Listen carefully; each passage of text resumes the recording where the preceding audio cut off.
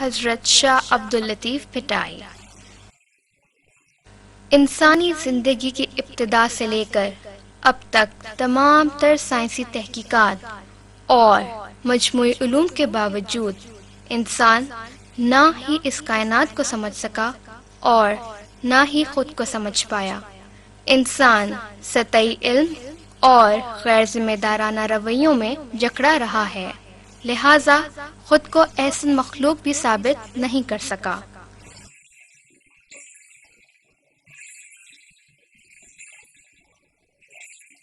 آج کل سائنس ثابت کر چکی ہے کہ یہ کائنات ایک چھوٹے ذرے سے پیدا ہوئی ہے، لیکن صوفی حضرات نے صدیوں پہلے بتا دیا تھا کہ کائنات ایک حقیقی وجود سے وجود میں آئی ہے، اور اس ذرے کے پھیلاؤ سے کائنات میں لاتعداد کہکشائیں وجود میں آئیں جو انسان کو ظاہری دنیا سے غیب کی دنیا تک لے جاتی ہے۔ سندھی سماج صدیوں سے اتار چڑھاؤ سے گزرا ہے۔ سندھ جو امن کی دھرتی ہے، اس کو میدان جنگ میں بدل دیا گیا تھا، اور ایسی سنگین صورتحال میں ایک عظیم مفکر اور شاعر کی پیدائش ہوتی ہے جو حضرت شاہ عبداللطیف بھٹائی کے نام سے جانا جاتا ہے، جس کی شاعرانہ تخلیق اور نظریات نے نئے رجحانات کو جنم دے کر سوچ کے دھاراؤں کا رخ بدل دیا۔ قوم، ملک اور سماج اپنے اپنے شعراء کی معرفت پہچانے جاتے ہیں، اور سندھ کی پہچان حضرت شاہ عبداللطیف بھٹائی ہیں۔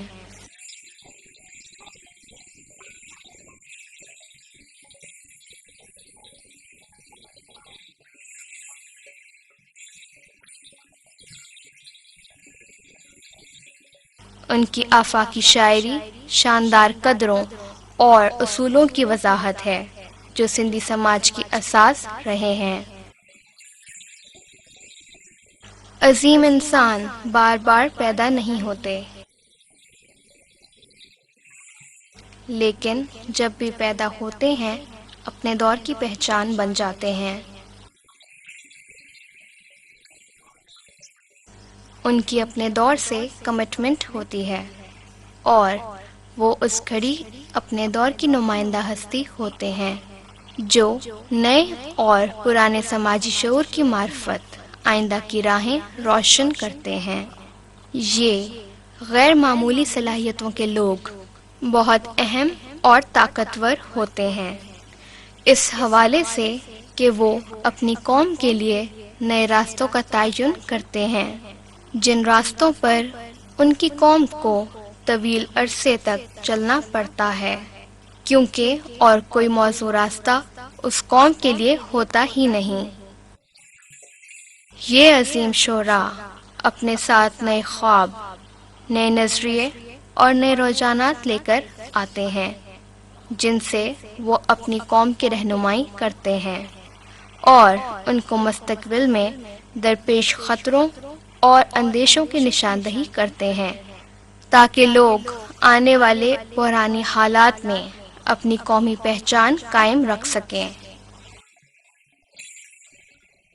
عظیم صوفی شاعر حضرت شاہ عبداللطیف بھٹائی کا جنم 1690 عیسوی 1102 ہجری میں ڈیرہ قبیلے کے ایک تاریخی گاؤں سوئی کندر میں ہوا۔ اس سے پہلے حضرت شاہ عبداللطیف بھٹائی کے 2 بھائی اسی نام سے پیدا ہوئے اور ان کا انتقال ہو گیا۔ ان دونوں بھائیوں کی قبریں تاریخی سوئی کندر کے قبرستان میں موجود ہیں۔ حضرت شاہ عبداللطیف بھٹائی کا جنم اس وقت ہوا جب سندھ دہلی کے مغل حکمرانوں کی غلام تھی۔ یہ دور سندھ اور سندھیوں کے لیے بہت مشکل دور تھا۔ کلہوڑوں کی دشمنی اور پارسی کا لسانی غلبہ، یہ دونوں چیزیں اس پس منظر میں ایک دوسرے سے منسلک ہیں۔ ایسے بحرانی اور انتشار پذیر حالات میں عظیم شاعر حضرت شاہ عبداللطیف بھٹائی کا جنم ایک انقلابی روپ میں سامنے آیا، جس نے فرسودہ قبائلی اور مذہبی رواجات کی مخالفت کی، کیونکہ شاہ صاحب اپنی ذات میں ایک منفرد اور روایت شکن کردار تھے۔ ایک نئی شخصیت کا جنم نئے نظریات کے ساتھ قوم کو نئے سرے سے تعمیر و تربیت کے لیے، تاکہ قوم میں نیا جوش و جذبہ پیدا کیا جا سکے، اور شاہ صاحب نے اپنی پوری زندگی اس تبدیلی لانے کی نظر کر دی۔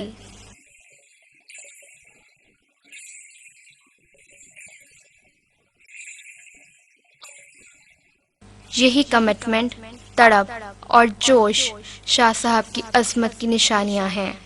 اس قسم کے جفاکش اور انقلابی کردار کے لیے کہا گیا ہے: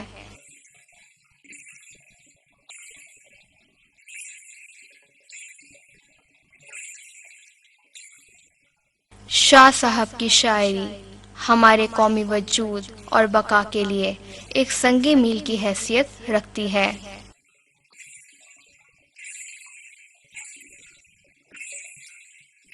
شاہ صاحب کے حساس ذہن میں سندھ کی آزادی کے ایک خوبصورت خواب جلوہ گر ہوا۔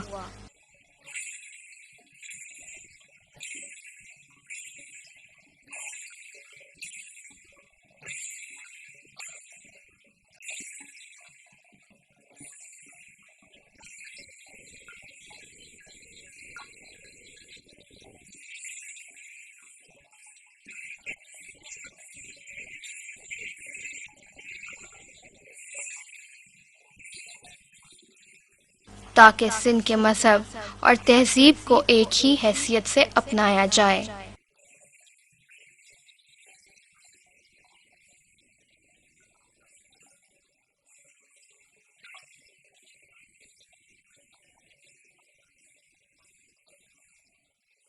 کیونکہ یہی سندھ کی حقیقی پہچان اور لوگوں کی امنگ تھی۔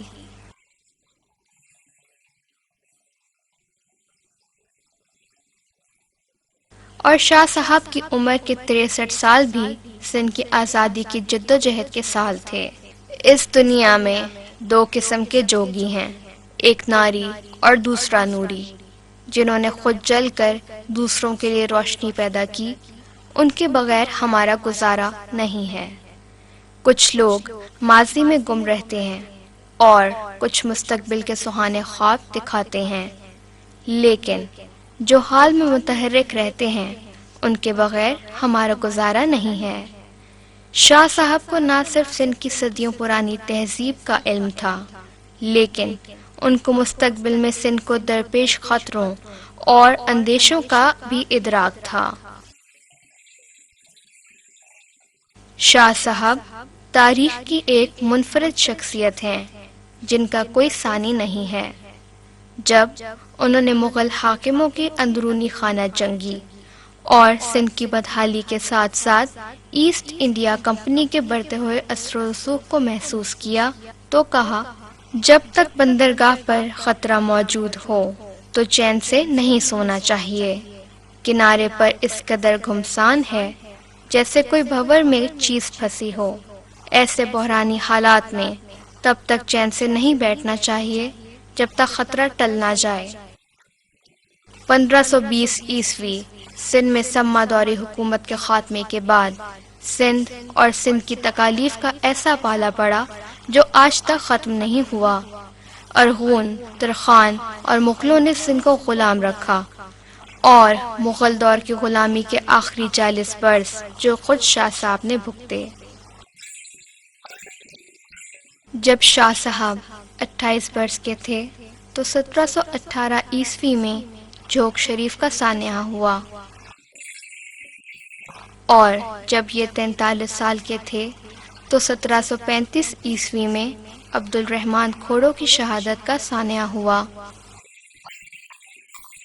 ان دو واقعات کا شاہ صاحب پر بہت گہرا اثر ہوا۔ شاہ صاحب اپنے بچپن سے ہی تنہائی میں عبادت کرنے کے عادی تھے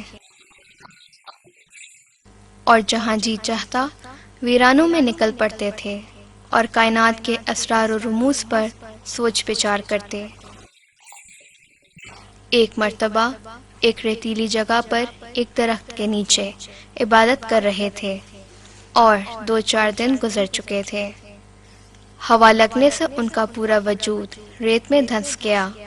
ان کے والد صاحب ان کی تلاش میں پوچھتے پوچھتے جب وہاں پہنچے تو اپنے بیٹے کی یہ صورتحال دیکھ کر غم شدت سے کہنے لگے۔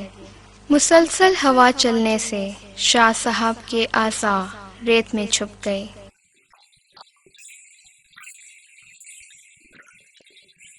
والد کی آواز سنتے ہی شاہ صاحب نے وجدانی کیفیت میں کہا، محبوب کے وصال کی خاطر اب تک سانس چل رہی ہے۔ شاہ صاحب کا اس طرح وجد اور شاعری کے انداز میں جواب دینا اس حقیقت کی دلیل ہے کہ بچپن ہی سے شاہ صاحب اعلیٰ روحانی منزل اور شاعری کے فن میں اعلیٰ درجے پر فائز تھے۔ شاہ صاحب کی شخصیت کی اس روحانی اور صوفیانہ درجات کی تصدیق مٹیاری کے بزرگ سخی ہاشم شاہ نے اس وقت کی تھی جب وہ بچپن میں اپنے والد کے ساتھ ان سے ملے تھے۔ مجھے حبیب سے لطیف کی خوشبو آ رہی ہے۔ جب شاہ صاحب 18 سال کے ہوئے تو دوبارہ بزرگ ہاشم شاہ سے ملاقات ہوئی۔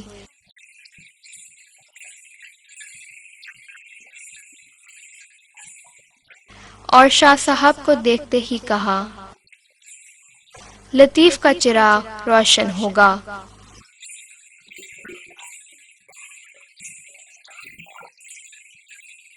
جب یہ تخلیقی شعور کی روشنی اندھیروں اور غلامی کے دور میں پھیلی تو پورے ماحول کو سچ اور حسن سے روشن کر دیا، جو شاہ صاحب کی شاعری کی بنیاد ہے۔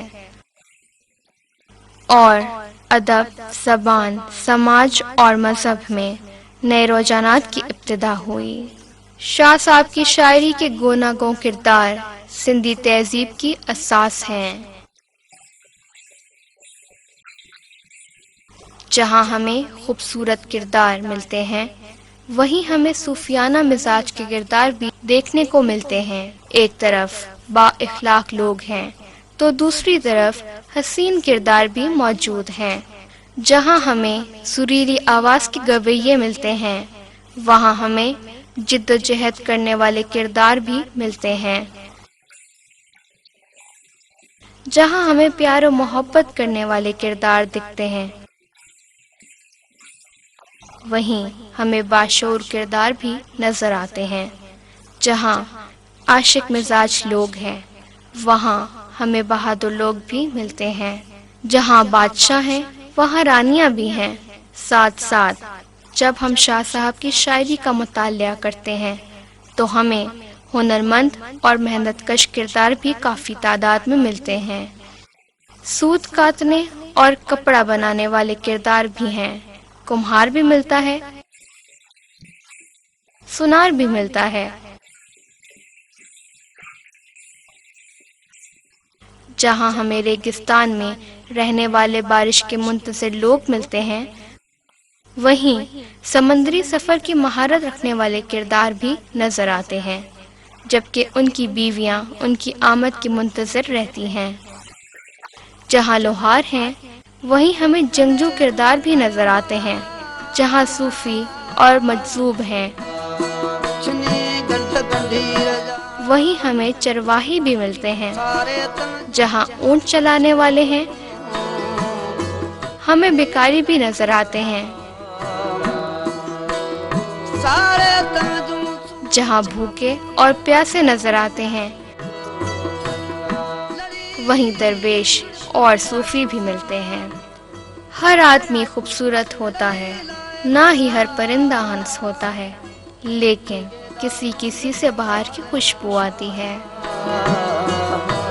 شاہ صاحب درد کی اہمیت اور اس سنسار کے رموز سے بخوبی واقف تھے۔ ان کو تاریخ کے انسانیت سوز واقعات کا بھی علم تھا اور مظالم کی وجہ سے سماج کی توڑ پھوڑ اور نئے سرے سے بننے کا بھی ادراک تھا۔ ان کو پتا تھا سندھ کی بقا کا دار و مدار دریائے سندھ کے پانی پر ہے۔ انہوں نے مشکل راستوں سے، پہاڑوں اور ویرانوں کا سفر کر کے مستقبل میں درپیش خطرات کی نشاندہی کی۔ شاہ صاحب روحانی محبت کے قائل تھے اور کوٹ مغل میں رہنے سے لے کر بھٹ شاہ پر آباد ہونے تک حقیقی محبوب کے وصال کے فراق میں بسر کیے۔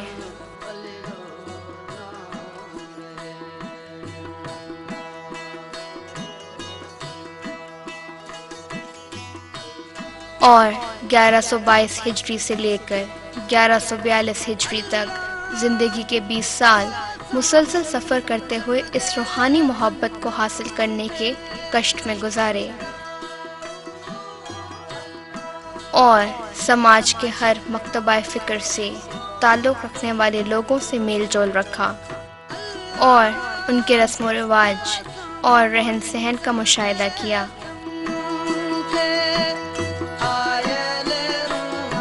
حیاتی و مماتی والے بڑے بزرگوں سے تعلق رکھا، اپنے آباء و اجداد کے مزاروں پر جاتے رہے اور ہم خیال دوستوں سے ملاقاتوں کا سلسلہ بھی جاری رکھا اور اسی سماج کے ہر مکتبہ فکر کا علم حاصل کیا۔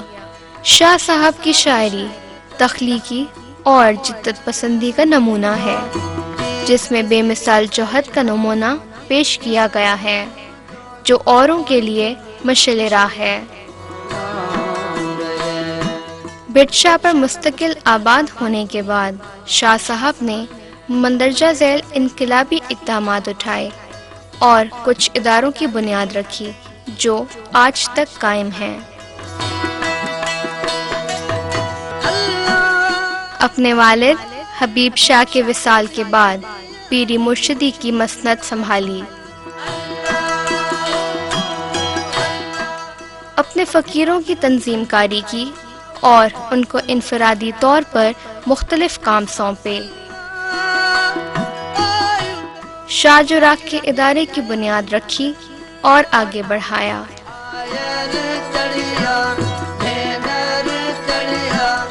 اپنے آباء و اجداد کے مزارات کی دیکھ بھال کے ساتھ ساتھ تعمیر کا کام بھی سر انجام دیا۔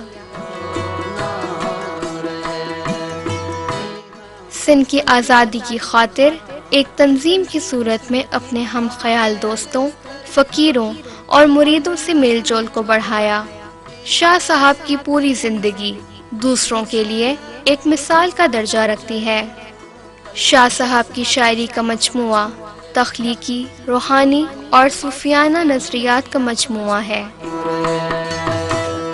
ساتھ ساتھ سندھ کی صدیوں پرانی تہذیب اور سندھی سماج کی روزمرہ کے رہن سہن سندھی زبان و ادب کی دستاویز کی حیثیت رکھتا ہے۔ شاہ صاحب کی شاعری عالمی امن، محبت، مساوات، جیو اور جینے دو اور بار بار وقوع پذیر مسائل اور ان کا حل اور لوگوں کی ضروریات کا اظہار ہے۔ یہ شاعری اونچے درجے کے اخلاقیات کے حامل انسان کی اخلاقیات کا اظہار ہے۔ شاہ صاحب کا انتقال 1665 ہجری بمطابق 1752 عیسوی میں ہوا اور ہر سال 14 صفر کو ان کا سالانہ عرس منایا جاتا ہے۔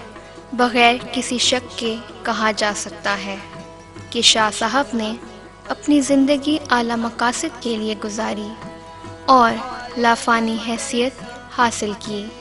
جیسے انہوں نے خود کہا ہے، جو موت سے پہلے مرتے ہیں وہ کبھی نہیں مرتے، جو بامقصد زندگی گزارتے ہیں وہ دائمی حیات پاتے ہیں۔